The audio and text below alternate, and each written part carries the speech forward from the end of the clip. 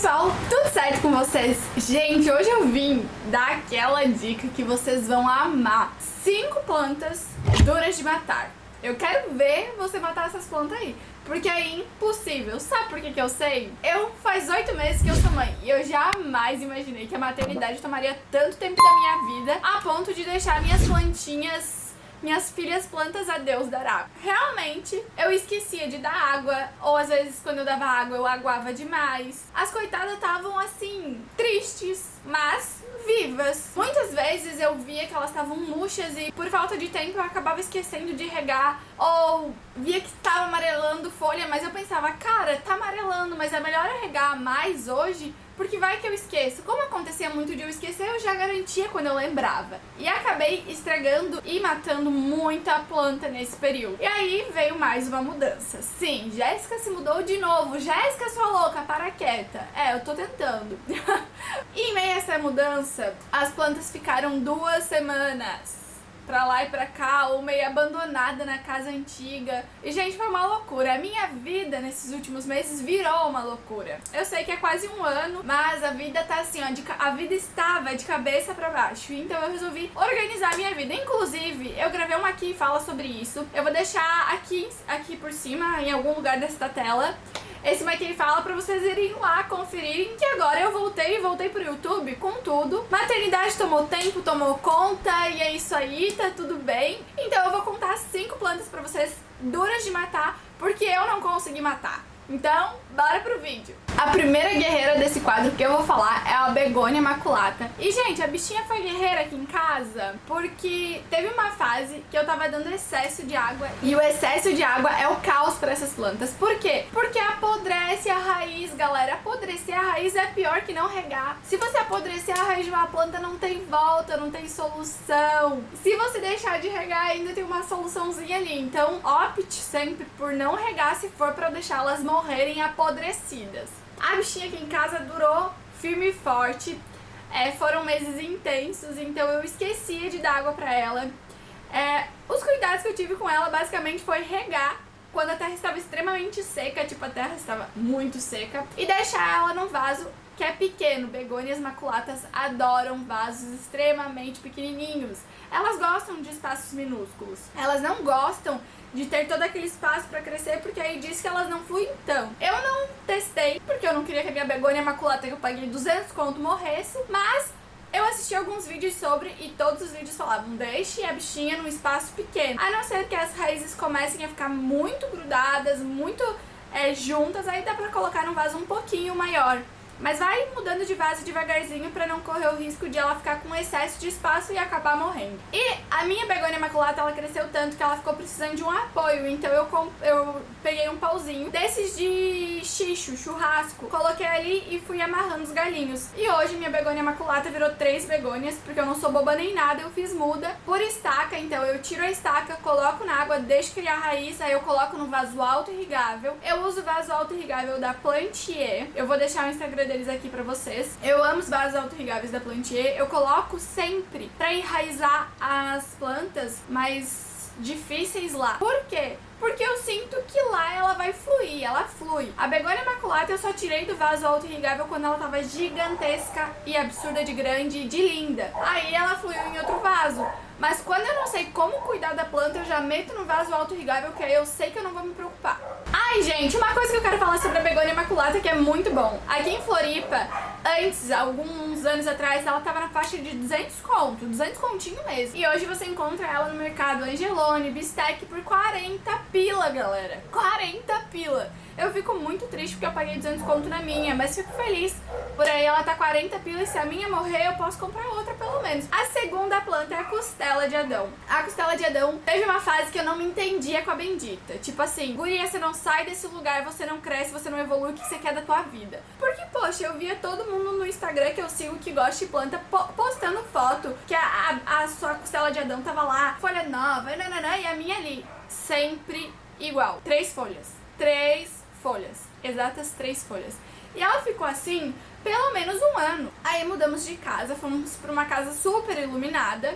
E aí ela ficava ao lado de uma janela. Gente, a bicha tá gigantesca. Ela brotou de folha. Era de folha nova toda semana. E A dica é: coloque a sua costela de Adão ao lado de uma janela, ao lado da sacada, não sei, onde ela não pegue sol. Nem a begônia maculata e nem a costela de Adão gostam de sol direto, elas vão queimar. Deixa ela pegar uma luminosidade do dia, mas nada de sol. Se for a luz solar, que seja do início da manhã ali até umas 8 da manhã, ou a das 4 da tarde pra frente, pra não correr o risco de queimar. A costela de Adão, a mesma coisa, tá? Eu via que a terra tava seca, esturricada, aí eu ia lá e colocava água. Ambas elas estão em vasos que não tem furo, então eu cuidava pra não dar excesso, pra que elas não ficassem amareladas e começassem a morrer, como eu falei pra vocês. É pior se apodrecer a raiz do que se você deixar sem água. Então opte sempre por deixar sem água. Se for pra deixar a planta se estragar, seja sem água e não com a raiz podre, porque a raiz não tem como recuperar. Já a planta com falta de água você consegue recuperar com mais facilidade. Foi dicas que eu recebi de pessoal que trabalha em floricultura, então eu levo pra minha vida. É engraçado que até eu sempre dei a dica da costela de Adão pra vocês darem uma bela chuveirada nela. A minha nem tempo da bendita chuveirada eu tinha de dar, sabe? Então eu não dava nem a chuveirada. Eu só fazia aquela borrifada de água pela casa, mas eu não levava ela até o chuveiro, banhava ela lindamente como eu fazia pra vir folhas novas, porque eu não conseguia, eu não tinha tempo, nananã, e acabou que a bichinha ficou lá e fluiu super bem. Terceira planta, Pink Princess. Ela não é uma planta barata, mas ela é uma planta resistente real. A única coisa que ela não curte é o excesso de água. Eu quase perdi a minha, porque a minha tia tava me ajudando a cuidar da minha casa nesse período intenso da minha vida. E ela tava com dó das minhas plantas porque estavam sem água. Então ela acabava regando e ela aguou demais a minha Pink Princess e apodreceu 2 folhinhas assim na lateral. Mas eu deixei ali, vocês vão ver, ela tá linda. Porém, essas 2 folhinhas ali, que eram as que tinham acabado de nascer, deu uma leve apodrecidinha. Mas aí conversei com a minha tia, ela parou de cuidar. E eu voltei a deixar ela morrer de sede e ela fluiu. A mesma história. Excesso de água não, mas sede ela sobreviveu e tá aí, linda e plena e bela. Todas as plantas que eu tô falando aqui, elas precisam de muita iluminação. Todas recebiam muita iluminação nessa casa. Todas estavam lá próximas à janela, próximas à sacada. Então, todas elas gostam de uma bela e boa iluminação. São poucas as plantas que vão resistir à falta de luz. Hoje a gente tá morando numa kitnet que não é tão iluminada assim e eu fico, meu Deus, como é que eu vou começar a trazer minhas plantas pra dentro dessa kit? Porque as plantas ainda estão do lado de fora e a gente vai trazendo devagarzinho conforme a gente for arrumando aqui. E eu já fico apavorada porque elas estão tão perfeitas pela quantidade de iluminação que elas recebiam lá, que eu tô morrendo de medo de aqui elas não fluírem tão bem. Mas tudo bem, eu farei o meu possível para que elas fluam. A quarta planta que eu vou falar pra vocês é a jiboia prateada. Gente, a jiboia prateada, assim, ó, tá sendo rainha aqui em casa, porque ela aguenta tudo. Aqui ela recebeu excesso e falta de água. Às vezes eu esquecia de dar água, então eu tentava compensar pelo excesso. E aí eu socava a água na bichinha de vazar assim, ó, pelos lados, sabe? E aí a coitada logo começava a amarelar umas folhas, né? Mas não chegou a morrer. Então ela aguenta um pouquinho do excesso aí e lida bem com a falta. Quando tiver muita falta de água, ela vai murchar. E você vai ver na coitada, assim, ó, pô, esqueci de dar água. A coitadinha tá pedindo, pelo amor de Deus, água. Você vai ver nela, no aspecto dela, e aí você vai lembrar. Mas ela diz pra você se tá faltando água ou não. E ela aguenta muito firme, porque a minha foi várias vezes esquecida por ficar em local alto. Aí eu acabava deixando, e aí eu só lembrava dela quando ela estava extremamente murcha. A minha está enorme, eu tô falando assim que eu tô olhando a bichinha ali, ela tá enorme e tá linda. E ela fluiu muito bem, mas também ficava num local bem iluminado. E cresceu muito bem. As plantas fluem muito melhor se elas estiverem num local bem iluminado. Elas crescem muito mais, dão folhas novas, flores novas. Então opte sempre por um local bem iluminado. Lembrando que a jiboia prateada é uma planta de fácil propagação. Então assim, é só chegar, ver onde tem um tisquinho de raiz, cortar, colocar na água, criou raiz, põe no vaso. Então você pode sempre manter o vaso da sua jiboia bem cheio em cima, com novas mudinhas, e também pode ter jiboia prateada ou jiboia em si, porque a jiboia ela é ótima para propagação, né? Pela casa toda. E eu amo plantas pendentes. Mas o Feng Shui diz que não é bom ter plantas que caem para baixo. Mas como a gente é fã e não desiste,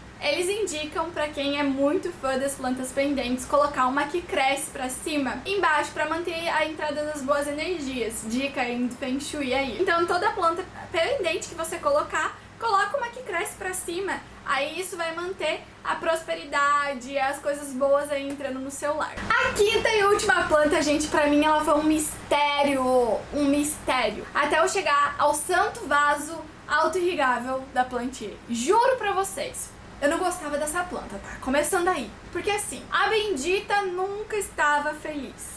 Não tinha sol e tinha iluminação, ela estava triste. Tinha sol, ela estava triste. Não tinha nada disso, ela estava sempre triste. E aí eu pensei, meu Deus, eu vou deixar essa planta morrer. Eu não sei como cuidar, mas vou deixar morrer. E aí, pensei comigo, olha, ela tá meio bonitinha, porque aí eu coloquei ela no sol, mas ela dava umas queimadas, mas nascia sempre folha nova. Aí ela começou a querer ficar bonitinha, e eu coloquei ela no vaso auto-irrigável da Plantier. Falei, ai, deixa aí, e ela que lute, sabe? Ela que se vire, tem água, tem tudo, tem boa iluminação, e é isso, ela que lute. A linda não ficou gigantesca? A gata cresceu assim, ó, tá imensa. E essa aí é a Ora Pronobis. Ela tem uma pigmentação entre rosa e verde. A folha nasce primeiro um rosa, quando pega muito sol até um pink. Mas no sol ela queima, tá? Comigo pelo menos queimou. Aí nasce primeiro uma folha meio pink, aí ela vai, parece que ficando madura. E aí vai ficando num tom mais esverdeado. E eu fiquei apaixonada nessa planta e no tamanho que ela tá. Eu vou mostrar a minha pra vocês entenderem o quão linda ela tá. Eu coloquei ela num vaso rose gold da Plantier, então encaixou demais com a cor da planta. Ficou lindo, gente, ficou surreal. E essa planta, pra mim, eu não entendi até eu colocar no vaso auto-irrigável. E desde então a gente não briga, eu só mantenho o vaso cheio. Claro que eu esqueci de encher algumas boas vezes o reservatório de água, então ela aguenta ficar sem água, tá? Às vezes eu esquecia de encher o reservatório, e aí quando eu ia lá, a bichinha murcha, coitada, murcha. Eu falava, gente, essa planta não tá bem. Pegava assim, ó, o vasinho vazio, seco, esturricado. Eu ia lá, enchia o reservatório de água, ela já ficava feliz, e é isso, segue-te vida. Tipo a Lírio da Paz, a famosa Lírio da Paz, que é dramática, ela era muito dramática. Ela fazia todo o drama de morta, falecida, eu enchia, ela vivia, tava de boas, felizona. Então ela é uma ótima planta também pra quem esquece dos cuidados. Mas a minha dica é boa iluminação, próximo de janela. Lá na nossa antiga casa, ela ficava literalmente bem próxima à janela, porque era na prateleira da cozinha, e na cozinha tinha uma janela bem de frente, e a prateleira ficava aqui. Então ela pegava uma boa iluminação. E ela fluiu pra caramba, então essa é a minha dica pra você. Gente, já dei dica de Feng Shui aqui pra vocês. Já dei 5 plantas que vocês vão amar ter aí na casinha de vocês. E eu espero muito que vocês tenham gostado desse vídeo. Se você tem algum amigo, alguma amiga que gosta de planta, que quer conhecer mais planta, quer entrar nesse mundo de plantas, já indica meu vídeo, manda pra ela ou pra ele, porque isso me ajuda muito, ajuda demais no crescimento aqui do canal. Eu espero muito que vocês tenham gostado. Não esquece daquele like bem lindo, de um comentário aqui embaixo, de compartilhar com um amigo. E é isso. Beijo e até os próximos vídeos. Tchau, tchau!